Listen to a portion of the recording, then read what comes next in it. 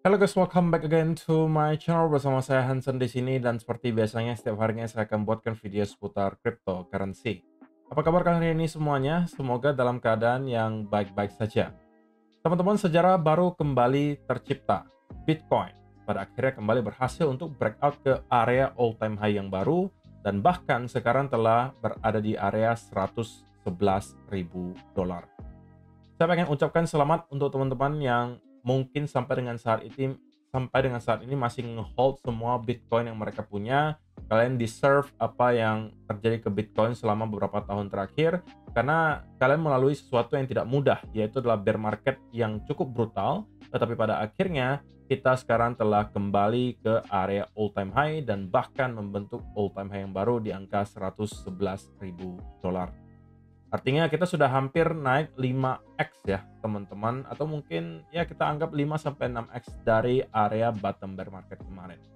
Apakah masih ada dari teman-teman yang nge-hold Bitcoin kalian dari bottom bear market hingga dengan sekarang? Kalian mungkin boleh komentar di kolom komentar di bawah untuk absen gitu ya. So teman-teman, di video hari ini kita bakalan coba membahas bagaimana update-nya in terms of price action. Apakah ada sesuatu yang mungkin bisa kita manfaatkan dari pergerakan masif di Bitcoin ini. Jadi pastikan kalian stay tune terus sampai akhir video. So per hari ini teman-teman kita melihat crypto global market cap itu berada di angka 3,47 triliun dolar atau naik sekitar 3,21%. Sedangkan kalau kita melihat top 10 coin sendiri keadaannya juga semuanya hijau atau dominan hijau karena ada satu yang merah yaitu adalah Tron, sisanya hijau, kenaikannya ranging antara 2, sekian persen hingga kurang lebih 5%. Dan yang menjadi top performer hari ini adalah Dogecoin, kenaikannya 5,03% ke 0,2412 dolar. So, itu adalah outlook sementara dari beberapa top coin yang ada. Sekarang kita langsung aja masuk ke beberapa data dan berita terbaru hari ini. Nah, seperti biasa teman-teman, saya akan lakukan update dulu untuk kompetisi trading saya bersama dengan Margex. Per hari ini teman-teman sudah ada 26 partisipan yang masuk dan pastinya akan ada 20 orang yang mendapatkan hadiah dari kompetisi ini. Per hari ini kita masih melihat user ID 29552386 sebagai peringkat pertama untuk kompetisi kali ini.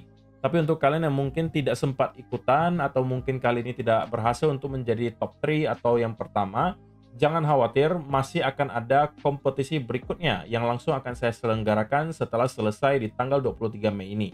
Dan kompetisi berikutnya itu bakalan ada hadiah yang lebih menarik lagi karena selain ada hadiah USDT, bakalan ada hadiah berupa produk fisik. Dan saya sudah berhasil melakukan negosiasi dengan tim Margex. Mereka sudah setuju untuk memberikan beberapa produk yang saya rasa akan sangat bermanfaat untuk kalian. Kisi-kisinya akan ada handphone, akan ada tablet, akan ada laptop yang bukan abal-abal tentunya, dan itu mungkin bisa teman-teman manfaatkan untuk trading atau apapun gitu ya. Jadi pastikan kalian stay tune dan kalian nanti daftar dulu ke Margex untuk mempersiapkan diri mengikuti kompetisinya supaya kalian bisa menjadi pertama yang farming volumenya. Karena yang menjadi pemenang sekali lagi adalah bukan soal seberapa banyak profit yang kalian hasilkan di sini, tapi seberapa tinggi volume yang bisa kalian dapatkan, gitu ya. Oke, jadi itu adalah yang pertama. Yang kedua, teman-teman, perlu saya ingatkan bahwa sampai dengan hari ini kita kemungkinan masih akan melanjutkan volatility yang sudah ada selama beberapa minggu terakhir.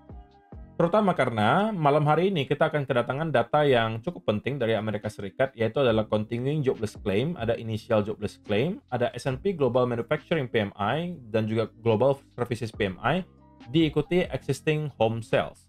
Nah, beberapa yang saya mention di sini adalah yang terkategori high impact, teman-teman. Sehingga ada potensi ini akan membawa volatility terutama di stock market Amerika Serikat.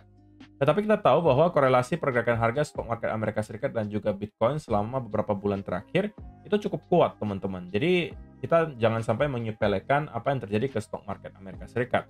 Karena itu bisa aja berpengaruh sangat besar terhadap pergerakan Bitcoin berikutnya. Gitu ya. Jadi data-data tersebut akan dirilis mulai dari tanggal pukul 19.30 waktu Indonesia Barat hingga pukul 21.00. Jadi nanti malam harusnya kita bakalan kembali mendapatkan volatility. Nah, 24 jam terakhir teman-teman kita mendapatkan ada pergerakan yang cukup liar gitu ya, zigzag pergerakannya. Setelah kita berhasil awalnya breakout ke all time high yang baru, tiba-tiba sell off sampai ke 102, tiba-tiba dinaikin lagi dan sekarang sudah di angka 111. Nah, dengan adanya pergerakan yang volatil tersebut, kita kemudian menghasilkan likuidasi sebesar 456 juta dolar. Dan menariknya, yang lebih banyak terliquid itu adalah orang-orang yang short ya, daripada long. Dan perbedaannya tidak banyak sebenarnya. Dari short itu 63%, berarti kalau kita hitung kurang lebih 36, sekian persen itu datang dari long. Nah, ini juga sudah saya ingatkan semalam di grup Telegram, teman-teman, bahwa dalam kondisi market seperti ini, ya pastikan kalian jangan terlalu agresif lah gitu untuk menggunakan leverage. Dan kalau teman-teman yang ikutan grup Telegram juga harusnya sudah tahu bahwa tadi malam saya sempat memberikan outlook, bukan outlook sih, tapi kesimpulan bahwa bearish scenario yang kita bahas di video kemarin itu telah terinvalidasi. Jadi di sana kan saya bisa update cepat teman-teman, karena ya tentunya jauh lebih gampang ya untuk memberikan informasi melalui grup Telegram daripada kalau saya harus record melalui video YouTube. Jadi pastikan kalau teman-teman belum join grupnya, kalian bisa join aja, linknya ada di kolom description, itu gratis tentunya. Oke? Nah, meskipun Bitcoin telah berhasil breakout ke all time high yang baru teman-teman, tetapi yang terjadi di belakang layar bukannya distribusi tetapi terus-menerus akumulasi. BlackRock melalui spot Bitcoin ETF-nya lagi-lagi mendatangkan inflow yang sangat besar. Data terbaru menunjukkan bahwa mereka membeli sebesar 4.930 Bitcoin dalam kurun waktu 24 jam. Dan mereka sekarang mempunyai kurang lebih 644.000 Bitcoin. Diikuti juga kalau kita melihat Fidelity juga melakukan hal yang sama, di mana mereka juga melakukan pembelian sebesar 215 Bitcoin.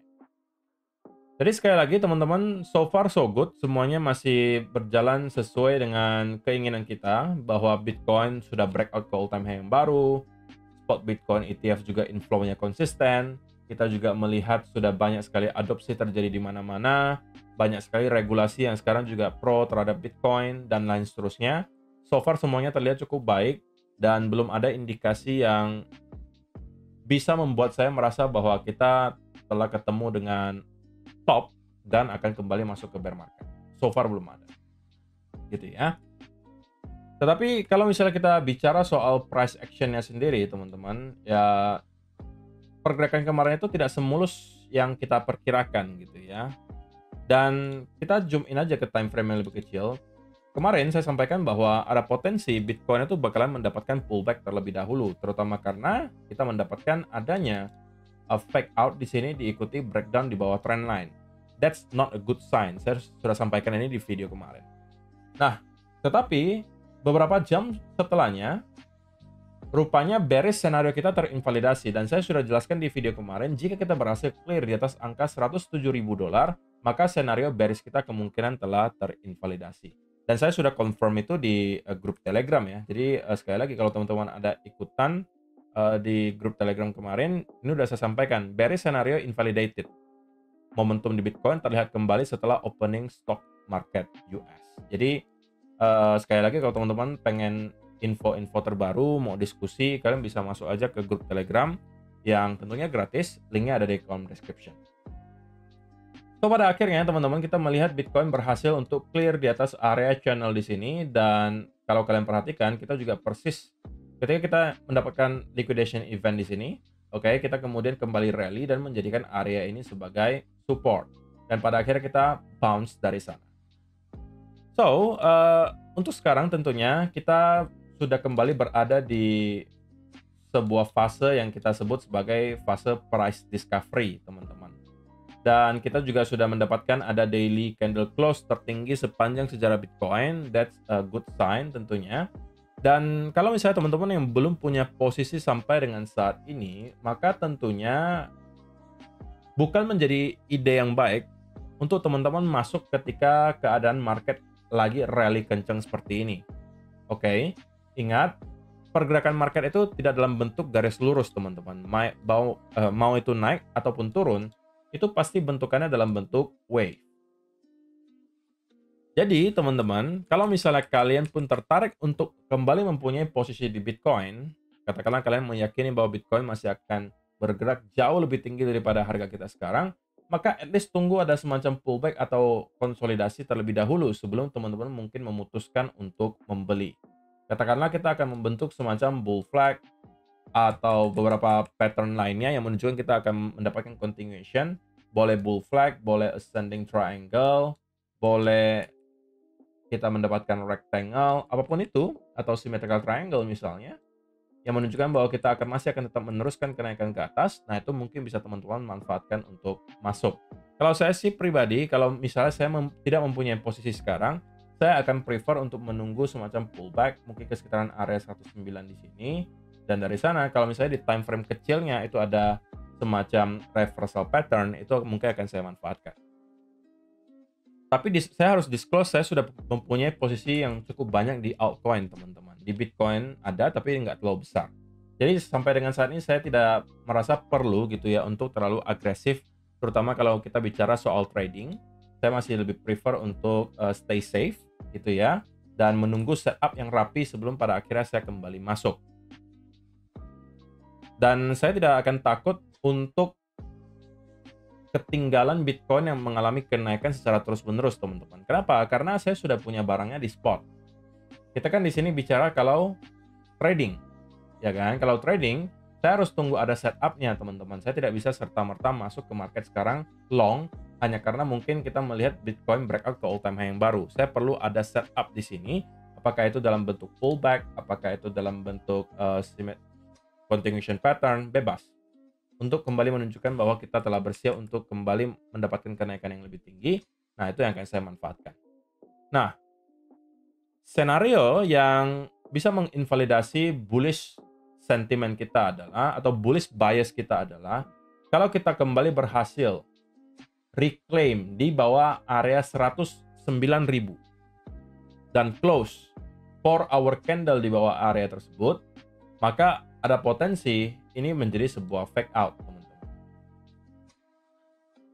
Dan kalau itu yang terjadi, itu bisa menjadi sign yang tidak terlalu positif. Terlebih kalau misalnya tiba-tiba kita mendapatkan ada bearish continuation pattern, itu bisa membuat kita jebol sangat dalam, teman-teman, unfortunately. Tetapi tentunya itu kalau misalnya sampai kita lihat terjadi. Nah, itu adalah skenario invalidasi yang perlu saya sampaikan. Tapi intinya, bias saya untuk sekarang, karena saya melihat daily close sudah di area all time high, dari segi momentum juga masih terlihat cukup kuat, belum ada alasan bagi saya untuk mengatakan bias saya sekarang menjadi bearish.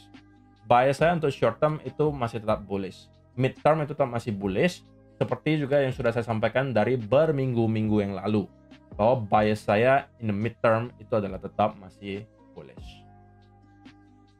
Jadi belum ada perubahan soal itu, teman-teman. Yang ada itu sekarang hanya saya menunggu lagi setup. Kalau misalnya saya mau masuk, tunggu lagi setup yang ada, katakanlah ada semacam continuation pattern atau pullback, dan dari sana baru saya akan mungkin building position lagi kalau misalnya saya merasa perlu untuk menambah. Oke, jadi untuk sekarang saya sudah punya posisi. Opennya kurang lebih sekitaran area 106 roughly, atau 106 107 kurang lebih di sini. Dan sekarang saya hanya tinggal menggeser saja stop loss saya ke arah positif. Dan kalau misalnya ternyata kita kembali reverse, ya berarti saya hanya akan close dalam keadaan profit kecil. Tapi kalau teman-teman yang belum punya posisi, saya sangat tidak menyarankan untuk serta-merta menekan tombol buy di sini tanpa ada setup yang rapi. Saya rasa itu aja sih teman-teman yang mau sampaikan di video hari ini. Semoga bisa bermanfaat untuk kalian semua. See you in the next video.